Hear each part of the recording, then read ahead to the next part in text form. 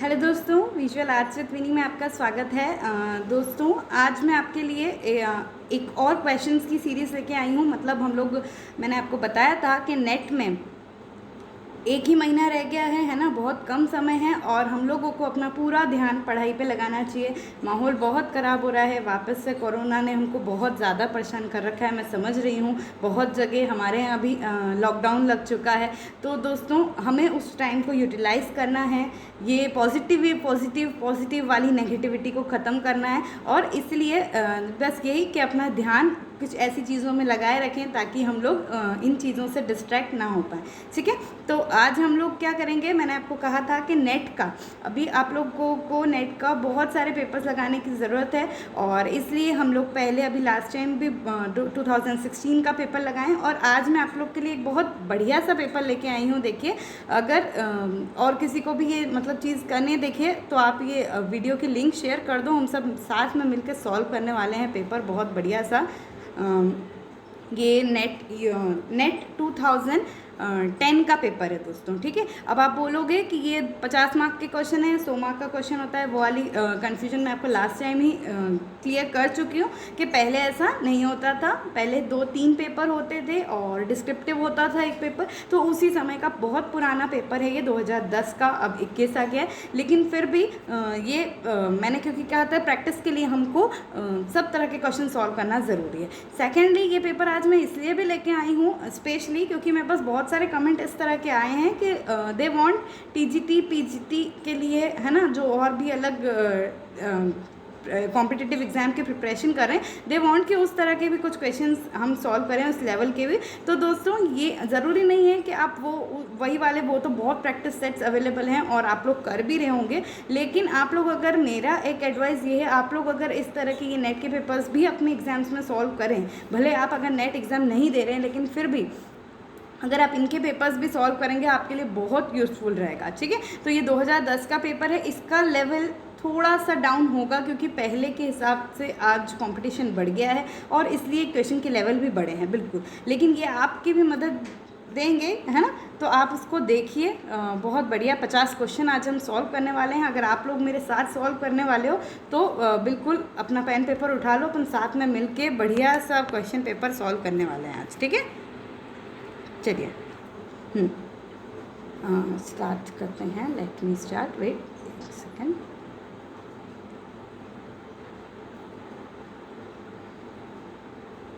ठीक है, गीता कपूर कौन है? ठीक है, लिखा हुआ है इसमें गीता कपूर कौन है। एक चित्रकार है, एक मूर्तिकार है, प्रिंट मेकर है या समीक्षक तथा कला इतिहासकार हैं। तो जो गीता कपूर हैं वो समीक्षक तथा कला इतिहासकार हैं। ठीक है, ये कला इतिहासकार और समीक्षक के रूप में गीता कपूर हमारी इंडियन आर्ट समीक्षक और इतिहासकार, हिस्टोरियन के रूप में जानी जाती हैं। ठीक है, आगे देखते हैं। अफ्रीका की जनजातीय कला से कौन प्रभावित था? कौन आर्टिस्ट है जो अफ्रीका की जनजातीय कला से प्रभावित थे? वैन गॉग, गोगा, सीज़ा और रेनॉय। तो हम सब जानते हैं पॉल गॉगिन, गोगा, जो कि जिनका मतलब टहीती महिला की चित्रांकन किया था और अफ्रीका की जनजातियों से बहुत प्रभावित थे और उनका भी उन्हें अंकन अपनी पेंटिंग में किया था। तो हम पॉल गोगा, है ना, उच्च प्रभाववाद को कहेंगे, उनके आर्टिस्ट थे। तो पॉल गोगा आपका आंसर सही होगा। ओके, चलिए आगे देखते हैं। सन 1885 में हरिपुर में आयोजित अखिल भारतीय कांग्रेस कमेटी का बैनर किसने चित्रित किया था? तो कुछ भी नहीं देखना है, हरिपुर में जो कांग्रेस कमेटी का बैनर है, ये भूलो ही मत, बहुत सरल आंसर है, सबको पता है। हमारे बंगाल आर्टिस्ट नंदलाल बोस ने इसका चित्रण किया था, हरिपुर का कांग्रेस कमेटी का। ठीक है, और उनने नमक आंदोलन में भी हिस्सा दिया था, गांधी जी से बहुत प्रेरित थे और, है ना, उनकी दांडी यात्रा और बहुत कुछ है इनके लिए पढ़ने को। आप लोग ने जब आर्टिस्ट स्टडी किए होंगे तो देखा ही होगा। तो बहुत महत्वपूर्ण कलाकार हैं ये, महत्वपूर्ण समय है ये, इनके क्वेश्चंस हर एग्जाम्स में आते हैं। ठीक है, देख ही सकते हैं आप। तो ये बहुत, इसमें ज़्यादा डिस्कशन की चीज़ ही नहीं थी। ठीक है, चित्रकार राजा रवि वर्मा को निम्नलिखित में से किसने प्रोत्साहन दिया, है ना। कला के राजकुमार, भारतीय कला के राजकुमार राजा रवि वर्मा जो कहे जाते हैं, उनकी कला को किसने प्रोत्साहन दिया था? तो देखिए, हैदराबाद के निजाम ने दिया था, मैसूर के राजा ने दिया था, शेलापुर के राजा ने दिया था, या अंग्रेजी शासन ने दिया था? तो हम सब जानते हैं इनको जो प्रोत्साहन है, इनको अप्रिसिएशन अंग्रेजी शासन ने दिया था। इनने ऑयल टेक्निक भी थियोडर जॉनसन से सीखी थी। तो ये आंसर इसका आपका अंग्रेजी शासन हो जाएगा। मृत्यु शैया पर Shahjahan on their death bed, ये जो है लास्ट चित्रण, मतलब लास्ट मोमेंट्स शाहजहां के किसने चित्रित किया था? तो ये बहुत कॉमन सा पेंटिंग है, आप लोग सबने देख रखा होगा, है ना। तो ये किसने चित्रित किया था? राजा रवि वर्मा, नंदलाल बोस, अवनींद्र नाथ टैगोर और अमृता शेरगिल। तो ये अवनींद्र नाथ टैगोर का था, है ना। लास्ट पेंटिंग ऑफ, मतलब डेथ ऑफ शाहजहां भी बोलते हैं जिसको। मृत्युशैया पे शाहजहां लेटे हैं और नीचे उनकी बेगम उस तरह से वो दर्शाई गई है। बहुत कॉमन पेंटिंग है, आप देखिएगा। ये अवनींद्र नाथ टैगोर ने, हमारे, है ना, आधुनिक कला के प्रवर्तक जिन्हें कहा जाता है, पितामह जिन्हें कहा जाता है, उनने ये पेंटिंग की थी। ठीक है, इनकी, मतलब हम बोलते हैं इनकी कुछ पेंटिंग्स में मुगल पेंटिंग का इफेक्ट होता है। अवनींद्र नाथ टैगोर की पेंटिंग्स में जो इनने ईवी हेवल के मार्गदर्शन में और उसमें किया है, उसमें इफेक्ट मुगल का आया है। तो इसलिए उसमें से ही ये एक पेंटिंग है, मृत्युशैया पर शाहजहां। ठीक है, आगे देखते हैं। चित्रसूत्र के लेखक कौन है? बहुत ईजी, भाईजीत नग्नजीत। ए आंसर ही आप इसको सही मानो, मतलब फटाफट कर लो। ये चित्रसूत्र के लेखक हैं। वात्स्यायन नहीं, बाणभट्ट नहीं। ठीक है। भारतीय प्रतीक स्वास्तिक किससे विकसित हुआ है? ठीक है, जो स्वास्तिक है, इस तरह का हमारा स्वास्तिक जो हम बनाते हैं, वो जो है वो किससे विकसित हुआ है? तो ये सूर्य से मानते हैं। ऋग्वेद में इसे सूर्य के वो माना गया था, मीन्स सूर्य के कंपैरिजन माना गया था। और भी बहुत चीज़ें स्वास्तिक को लेके है, जिस तरह से 4 दिशाओं के रूप में माना जाता है उनको, है ना। इस तरह से बहुत सारी लोगों की अलग अलग मान्यता हैं। तो अभी इस तीनों चारों में हम क्या सूर्य के इक्विवेलेंट मानेंगे उसको। क्यों? क्योंकि सूर्य के इक्विवेलेंट ऋग्वेद में इनको माना गया है। ठीक है, चलिए 8th देखते हैं। ओके, लिंगराज मंदिर कहाँ स्थित है? सबको पता है। देखो, दिलवाड़ा, माउंट आबू नहीं, वो तो राजस्थान। ओशियन, भुवनेश्वर, कांचीपुरम। तो भुवनेश्वर, ओडिशा के भुवनेश्वर, जिसे सिटी ऑफ टेम्पल भी कहते हैं, वहाँ पे लिंगराज मंदिर स्थापित है। बहुत फेमस नागर स्टाइल, अपनी जो ओडिशियन इफेक्ट है उसमें वो मंदिर है, और ये भुवनेश्वर में स्थित है। ठीक है। आधुनिक यूरोपियन कला में प्रथम चलित मूर्ति शिल्प का सृजन किसने किया था? ठीक है, आधुनिक यूरोपियन कला जो है, मॉडर्न यूरोपियन आर्ट जो है, उसमें सबसे प्रथम चलित मूर्ति शिल्प का सृजन किस आर्टिस्ट ने किया था? तो अलेक्जेंडर कार्डर, मेलॉल, डेविड स्मिथ और बारबरा हेपवर्थ। तो ये अलेक्जेंडर कार्डर ने किया था। ठीक है, प्रथम मूर्ति शिल्प आधुनिक यूरोप में। चलिए आगे देखते हैं। चंडीगढ़ का वास्तुकार कौन है ना? चार्ल्स कोरिया आपको पता है, भोपाल भारत भवन उनके वास्तुकार हैं। ली कार्बूजियर, जी हाँ, यही ली कार्बूजियर ही चंडीगढ़ के वास्तुकार हैं। अब आप बोलोगे चंडीगढ़ सिटी के वास्तुकार कैसे? तो चंडीगढ़ का अर्थ होता है चंडी का गढ़, मतलब गढ़, दैट मीन्स वो किला, है ना। आज भी है वहाँ चंडी देवी का मंदिर उससे। और चंडीगढ़ जो है एक यूनियन टेरिटरी है, आपको हम जानते हैं, 2 स्टेट की कैपिटल भी है ये। और आज भी इसका जो है ये एक प्रथम आधुनिक सिटी डिज़ाइन हुई थी। ठीक है, तो उसको डिज़ाइन करने में वास्तुकार ली कार्बूजियर जो कि फ्रांस के हैं, है ना, तो उनने की थी। तो ये आप बिल्कुल याद रखिए कि चंडीगढ़ के वास्तुकार कौन है, ली कार्बूजियर। ओके, आगे गेट्स ऑफ हेल के मूर्तिकार कौन है? गेट्स ऑफ हेल बोला है, गेट्स ऑफ पैराडाइज नहीं बोला है ना। तो डोनाटेलो, रोडा, माइकल एंजलियो और बोलोंगा। तो ये रोडा मतलब ऑगस्ट रोडिन ने बहुत ही सुंदर गेट्स ऑफ हेल बनाया है। गेट्स ऑफ हेल मूर्ति है एक, है ना, और उसका लुक पूरा बहुत कुछ सिमिलर है गेट्स ऑफ पैराडाइज का। आप लोगों ने मेरा वीडियोस देखे हैं जो वेस्टर्न आर्ट के, तो उसमें आपको मैंने गिबर्टी का वर्क बताया था, गेट्स ऑफ पैराडाइज। उसी प्रकार का ये काम ऑगस्ट रोडिन का भी है, और ये बहुत ही इम्पॉर्टेंट है। तो ये रोडा का है। ठीक है। रिपोजे मतलब रिपोज टेक्निक है ना। रिपोज क्या होता है देखिए, एक मिनट अपन इंग्लिश में देख लेते हैं। ओके, रिपोज है ना, ये बहुत कॉमन क्वेश्चन। रिपोज क्या है? प्रोसेस मतलब उसको बीट करके क्या बनाते हैं मतलब, है ना। तो रिलीफ स्कल्पचर का जो है, ये क्या लिखा है अपना हिंदी में देख लेते हैं, उभारदार मूर्ति, उसका ये एक तरह से टेक्निक है, रिपोज टेक्निक। उसको बीट करके उसमें उभार लाया जाता है। वो टेक्निक किसकी है? तो उभारदार मूर्ति की वो टेक्निक है। लियोनार्डो के गुरु कौन थे? बहुत कॉमन, हम लोग सब पढ़ चुके हैं, सब बता चुके हैं अपन लियोनार्डो की, तो कंप्लीट स्टडी कर चुके हैं। उनके गुरु कौन है? तो वेरोचियो, डोनाटेलो, गिबर्टी, मांटेओ। तो वेरोचियो लियोनार्डो के गुरु हैं। रेनेसा के प्रारंभिक चरण में चित्रकला की किसने परिप्रेक्ष्य का शोध किया था? प्रारंभिक कला भी हमने देखी, उसमें किसने किया था? यूसेलो, बॉटिस्ली, जियोटो और मैसेचियो। तो मैसेचियो ने चित्रकला में पर्सपेक्टिव का स्टार्टिंग किया था। ठीक है, चित्रकला पूछा है दोस्तों। वास्तुकला पूछा होता तो उसमें हम बोलते कि उसकी टेक्निक्स, बॉटिसिली ने वास्तुकला में बहुत डबल डोम टेक्निक्स यूज़ करी है ना, उसका पर्सपेक्टिव फॉर्मूला किया। लेकिन यहाँ चित्रकला पूछा तो उसका एक्सपेरिमेंट किसने किया है? मैसेचियो ने किया है। चलिए अब 15 क्वेश्चन देखते हैं। बहुत इजी है, ज़्यादा इन क्वेश्चन में डिस्कशन की ज़रूरत नहीं, आप लोग को भी सब पता है। ठीक है, तो ओके। रेप ऑफ यूरोपा नामक प्रसिद्ध बरोक चित्र का चित्रकार कौन है? कैरवेजियो, पीटर पॉल रूबेंस, रेमब्रांड और वेलास्के। देखिए एक्चुअली मुझे ऐसा लग रहा है ये क्वेश्चन जिसने अभी लास्ट ही वीडियो मेरा देखा होगा उसको ये क्वेश्चन क्लियर हो जाएगा कि रेप ऑफ यूरोपा किसने बनाया। टिटिशियन विसेली का है। और वेनिस की कला, जिसको हम लेट पुनरुत्थान में ले सकते हैं, चरम पुनरुत्थान काल में रह सकते हैं ना, उससे ज़्यादा हम बरोक में नहीं ले सकते। तो ये rape of daughter of Lucy पिकस, जो कि पीटर पॉल रूबेंस ने बनाया, मेरे हिसाब से ये क्वेश्चन होगा वो। लेकिन इधर इनका रेप ऑफ यूरोपा आ गया है, तो वो टिटिशियन विसेली ने बनाया। और यहाँ पे मुझे ऑप्शन में से वो नहीं लिख रहा है, तो ये क्वेश्चन ओवरऑल वहाँ पे रॉन्ग हो गया होगा। ठीक है, तो ये चीज़ क्लियर हो गई आपको कि ये कोई बरोक चित्र भी नहीं है, क्योंकि हमने पिछला हमने बरोक अभी स्टार्ट ही नहीं किया है, और रेप ऑफ यूरोपा हमने ऑलरेडी स्टडी कर चुके हैं। तो ये आप उसको क्लियर कीजिएगा, ये विसेली ने बनाया है। इसलिए ये चारों जो आर्टिस्ट हैं हमारे काय के हैं, ये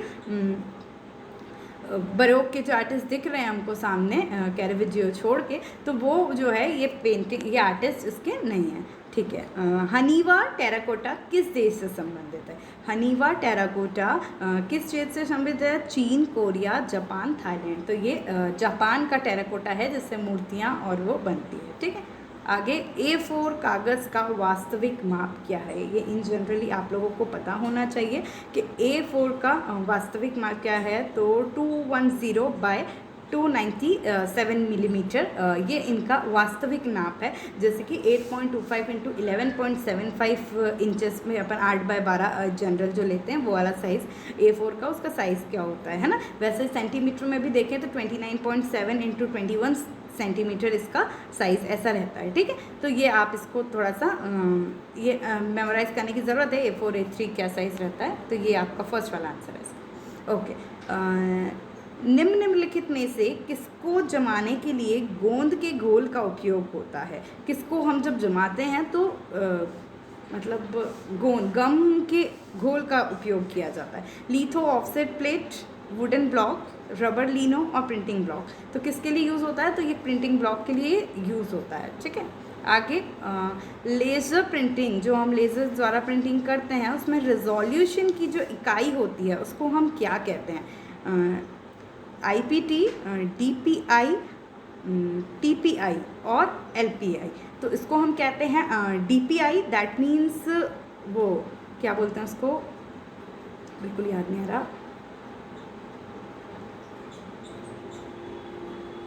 डॉट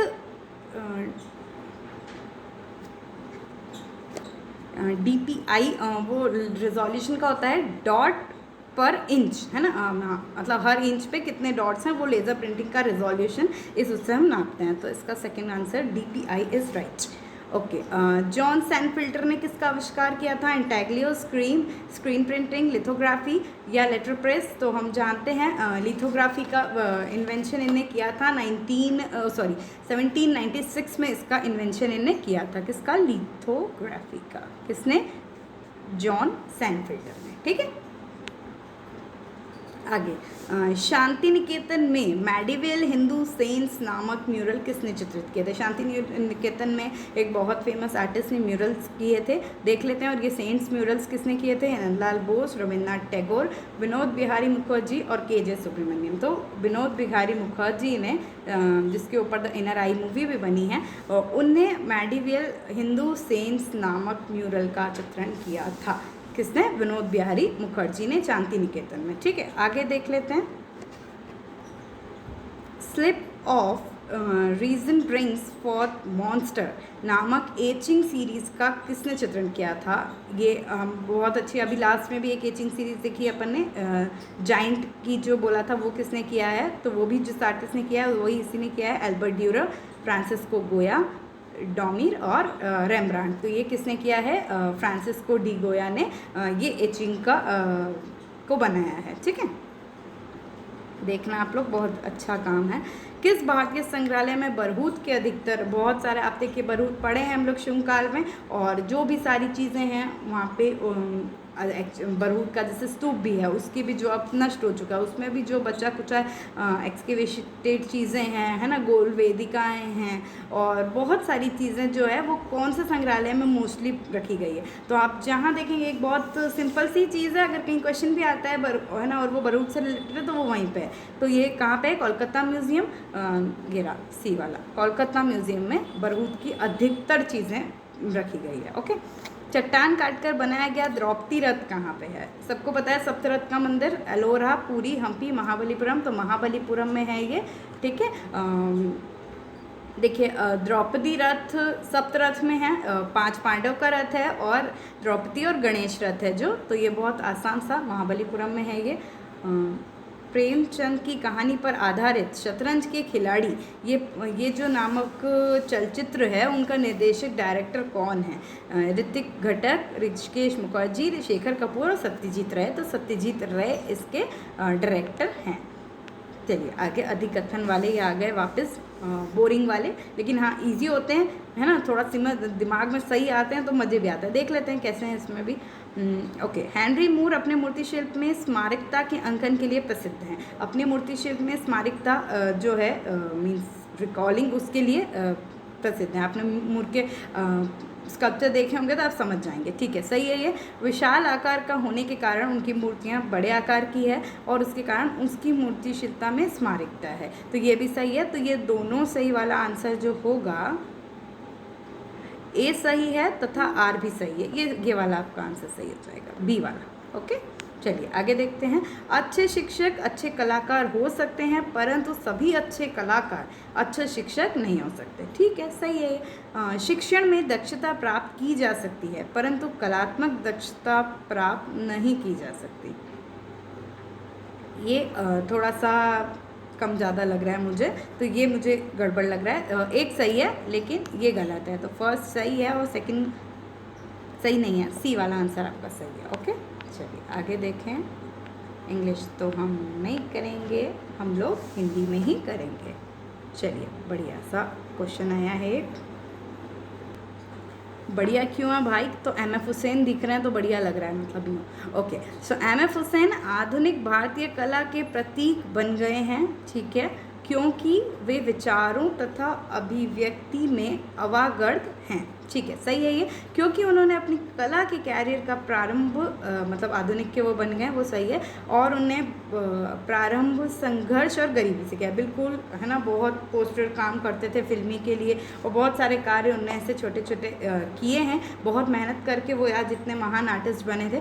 तो दोनों ही चीज़ सही है, तो ए सही है और हाँ, फोर्थ वाला आपका ये आंसर सही है इसमें, है ना, ए तथा आर दोनों सही है। ठीक है। 29, जवाहरलाल नेहरू ने कहा था ईमानदारी सर्वोत्तम है। बिल्कुल नेहरू, चाचा नेहरू ने ये चीज़ कहा थी कि भैया ईमानदारी बिल्कुल बेस्ट नीति, ईमानदारी से पढ़ाई करते रहो और बिल्कुल शॉर्टकट अपनाने की ना सोचें कि सिर्फ पेपर से पढ़ लें और हो जाए, नहीं, बुक्स प्रेफर कीजिए, है ना। तो ईमानदारी बिल्कुल सही बोले हो चाचा नेहरू, हम आज भी आपको फॉलो करते हैं इसी तरह से, क्योंकि वे एक महान भविष्य दृष्टा थे और राष्ट्रवादी थे और भविष्य को बहुत अच्छे से देख सकते थे। बिल्कुल ये भी सही है, तो दोनों सही फर्स्ट वाला। ठीक है। मधुबनी चित्रकला बिहार की लोक कला के रूप में, सॉरी ये लिखा नहीं है, ये मैं अपने मन से बोल रही हूँ। मधुबनी चित्रकला को लोक कला के रूप में परिभाषित किया जाता है क्योंकि इसमें कोणीय स्पष्ट रेखाएं और आधारभूत रंग होते हैं। ठीक है, स्पष्ट रेखाएं और आधारभूत रंग होते हैं, क्योंकि सभी लोक कलाओं में स्पष्ट, ओके, ये हमको पता है भारतीय लोक कलाओं की इसकी ये स्पेशलिटी है कि उसमें स्पष्ट रेखाएं होती है और आधारभूत रंग होते हैं। तो ये दोनों ही सही है, तो फर्स्ट वाला है, ज़्यादा डिस्कशन ही नहीं करें इसमें, और अच्छा है, इजी है वैसे इसके, तो ये ठीक है। अब देख लेते हैं अपन गणेश पाइन। ओके, गणेश पाइन के चित्रों में पारंपरिक विषय वस्तु तथा प्रतीकों के अतिरिक्त तांत्रिक तत्व भी पाए जाते हैं। गणेश पाइन की पेंटिंग्स देखिए और उसमें पारंपरिक विषय वस्तुओं का यूज़ किया है, सिंबॉलिज्म यूज़ किया है, लेकिन तांत्रिक तंत्र एलिमेंट्स भी इसमें पाए जाते हैं। ठीक है, जैसे GR संतोष, रज़ा, इनके उसमें दिखता है ना, वैसा सही है। ये हमने देखा है उनका पेंटिंग, क्योंकि समस्त पारंपरिक कलाएं, जो समस्त पारंपरिक कलाएं हैं, प्रतीकवाद तथा विषय, ऐसा कुछ ज़रूरी नहीं है। क्यों ऐसा है ही नहीं, आप खुद पढ़ो कि पारंपरिक कलाएं सिंबॉलिज्म और तंत्र विषय वस्तु पर आधारित होती हैं, ऐसे कोई ज़रूरी नहीं है। तो फर्स्ट तो सही है इसका, लेकिन सेकंड गलत है, तो ए सही है तथा आर सही नहीं है, सेकंड वाला आपका। ठीक है, चलिए आगे बढ़ते हैं। 32, विज्ञापन तथा प्रचार दोनों बिल्कुल एक है, गलत है ये। विज्ञापन और प्रचार एक कैसे हो सकता है ना, प्रचार करना, प्रमोशन करना, विज्ञापन एडवर्टाइजमेंट, है ना, दोनों को इंग्लिश भी कर दिया मैंने, और हम आम भाषा में ही जानते हैं ये दोनों एक नहीं है, तो ये तो आपका गलत हो गया। दूसरा, क्योंकि दोनों सूचना प्रसार करते हैं, तो ये सही है कि एडवर्टाइजमेंट हो चाहे प्रमोशन हो, एक सूचना प्रदान कर रहे हैं वो, तो ये सही है। फर्स्ट गलत है, लेकिन सेकेंड सही है, तो ए सही नहीं है, लेकिन आर सही है, ये आपका आंसर है। ठीक है। 33, इंटरनेट संचार, सूचना तथा शिक्षा का सर्वाधिक सशक्त माध्यम है। बिल्कुल है, संचार कर रहे हैं, मैं आपसे कम्युनिकेट इसी के जरिए कर रही हूँ, सूचना दे रहे हैं हम एक दूसरे को, और शिक्षा वो तो आप अपने को मिल ही रही है, उससे हम पढ़ाई कर रहे हैं, इससे कितना कुछ आजकल सब इसी से हो रहा है, तो इंटरनेट के ज़रिए ही हो रहा है, बिल्कुल गलत ही नहीं है ये। विज्ञापनकर्ताओं द्वारा इसका बहुत उपयोग किया जाता है, विज्ञापन जो हम ऐड करते हैं उसके द्वारा मीन्स इसका बहुत यूज़ किया जाता है। ये वे भाम्य विज्ञापन पर खर्च किए बिना सब तक पहुंच जाता है। ज़्यादा पहले जिस तरह की एडवर्टाइजमेंट होती थी उसको खर्च किए बिगर ही थ्रू इंटरनेट हम बहुत लोगों तक पहुंच जाते हैं। ठीक है, तो ये दोनों सही है, ज़्यादा डिस्कस ही नहीं करें, आप लोग सब मुझसे ज़्यादा जानते हैं इस बारे में, इंटरनेट के बारे में, मुझे तो कुछ भी नहीं आता। तो इसका आंसर आप लोग मुझे बताएंगे। ए सही है और आर भी सही है कि बिल्कुल सही बोल रहे हो बॉस, इंटरनेट का तो कोई जवाब ही नहीं है ऐसा। ठीक है। 34, समकालीन कलाकार जो कंटेम्प्रेरी आर्टिस्ट हैं उनके अपनी सृजनात्मक में मल्टीमीडिया का उपयोग करने की असीम स्वतंत्रता है। ठीक है, बिल्कुल है, मल्टीमीडिया का means different types of media at same time वो लोग जब यूज़ करेंगे, है ना, मीन्स कोई पेन यूज़ कर लेता है स्याही के साथ, है ना, ऑयल एक्रेलिक्स यूज़ कर लेते हैं, इसको मल्टीमीडिया बोलते हैं। तो बिल्कुल उनमें पूरी स्वतंत्रता है, ज़रूरी नहीं है कि आप वही कार्य करोगे, क्योंकि ऐसा करने से वे अत्यधिक अभिव्यक्त मीन्स एक्सप्रेस कर पाते हैं तथा दृश्य प्रभाव जो उत्पन्न कर सकते हैं। तो दोनों सही है, ये बी वाला ए सही है और आर भी सही है। चलिए आगे देखते हैं कितना है, और ये एग्जर्शन वाले बहुत मुझे बोर लगते हैं। यूरोपीय चित्रकला में प्रभाववाद के कारण परिवर्तित होते हुए समय की सीमा में प्रकाश तथा वातावरण की पारस्परिक संबंध के प्रदर्शन का नवीन विचार आया। ठीक है, जो हम प्रभाववाद हमने देखा है, इम्प्रेशनिज्म, उसके कारण जो हम प्रकाश जो लाइट है और वातावरण के अपने जो संबंध है उसमें एक नया विचार आया। क्यों? क्योंकि फोटोग्राफी के आविष्कार, जब फोटोग्राफी का आविष्कार हुआ उससे कलाकारों को यथावत मीन्स, देखो इम्प्रेशनिज्म जब हम पढ़ेंगे बताएंगे आपको कि इम्प्रेशनिज्म का क्यों ज़रूरत पड़ी।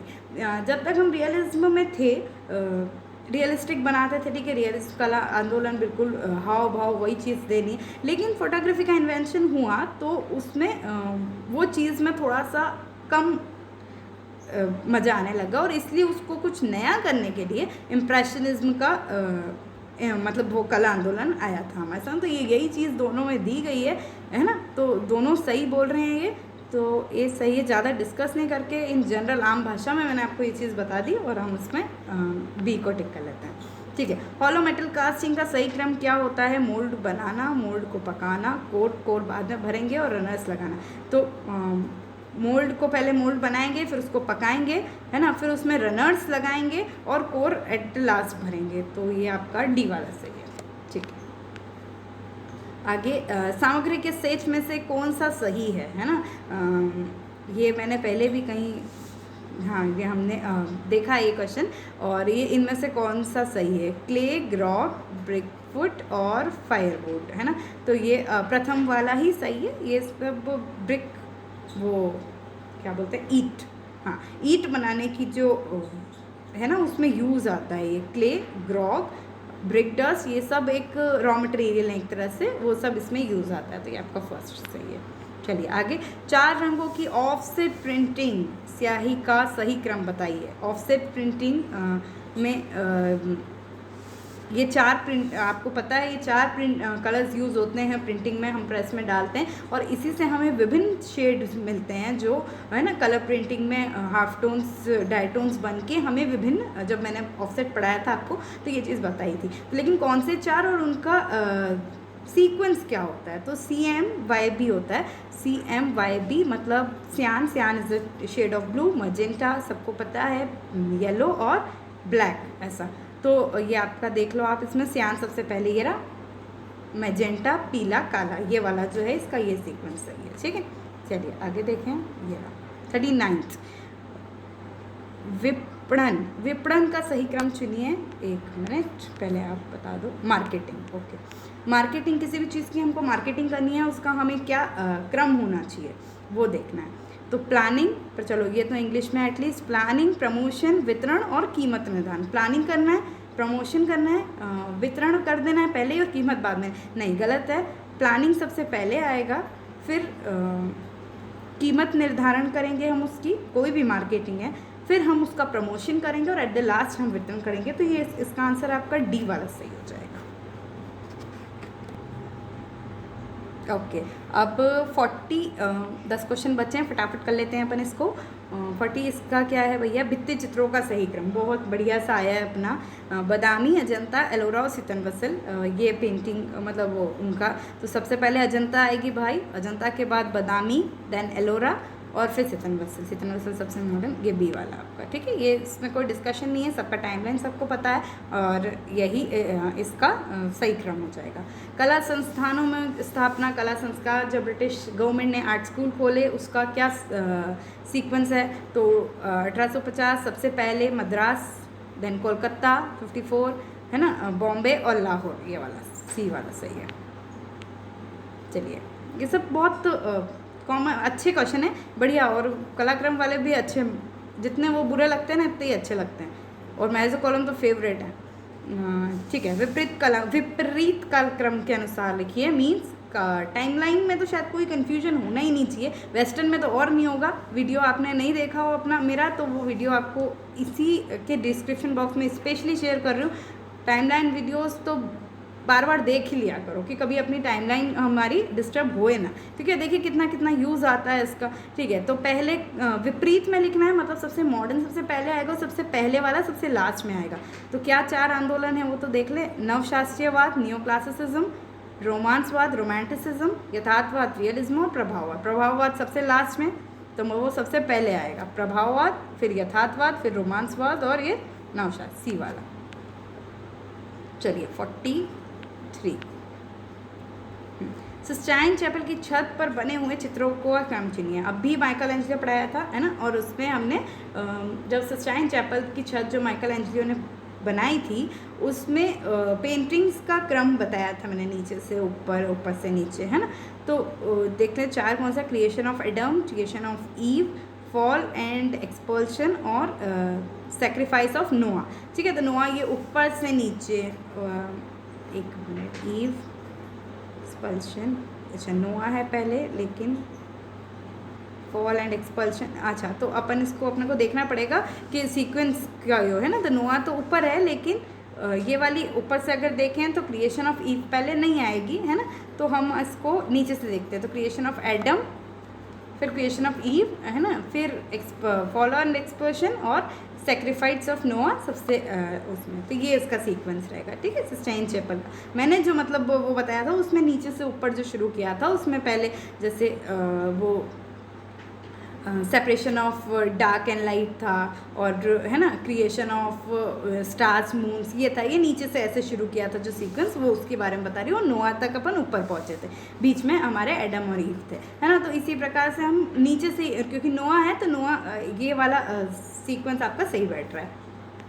चलिए आगे, प्रिंट मेकर्स को केवल प्रिंट मेकर्स का सेल्स चुनिए। तो सोमनाथ होर, अनुपम सूद, दीपक बैनर्जी, दिलीप दास गुप्ता, ये फर्स्ट ही सही है, क्योंकि ये चारों ही प्रिंट मेकर्स हैं। तो ये आप आगे देखो ही मत, ठीक है। यूसुफ पिनाकी, हाँ ठीक है, यही आपका सही है। आगे देखें, चलिए फटाफट 10 क्वेश्चन, 5 क्वेश्चन है, निपटाओ फटाफट, फिर अगला करेंगे चैप्टर।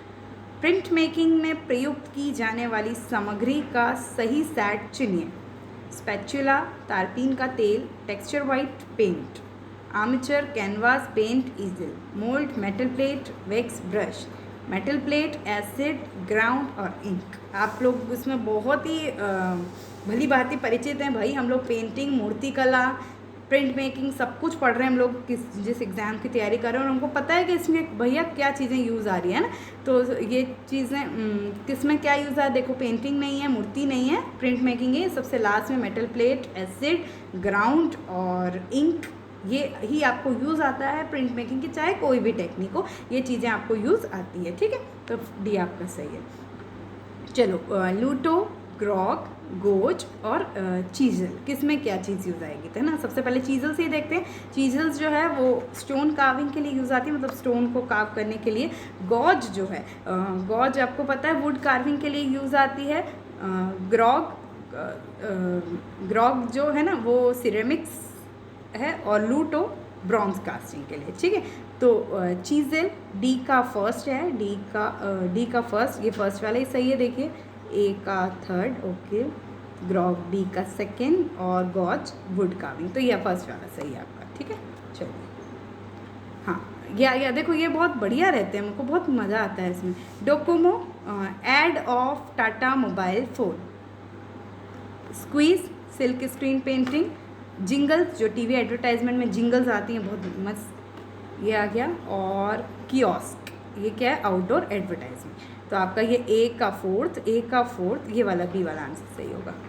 बी का सेकेंड, सी का थर्ड और डी का 1, ओके सही है। एक बार वो कर लेती हूँ मैं भी टैली, भले हमने एक आंसर, हमको बिल्कुल, हम एक से भी वेरी श्योर हैं, हम उस समय आंसर लगा सकते हैं, लेकिन अभी हम एक बार टैली कर ले तो हमको भी नॉलेज भी बढ़ता है ना। और वो बोलते हैं ना, और उस पर अगर कुछ चीज़ गलत भूल भी जाओ तो भी याद रह जाता है, एक बार पढ़ लो तो।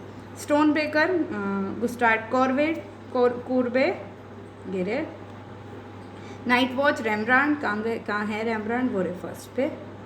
पोटैटो ईटर्स, वॉन गॉग और ग्वेर्निका, पिकासो, ठीक है। देखो बढ़िया है, तो एक एक का सबको पता है।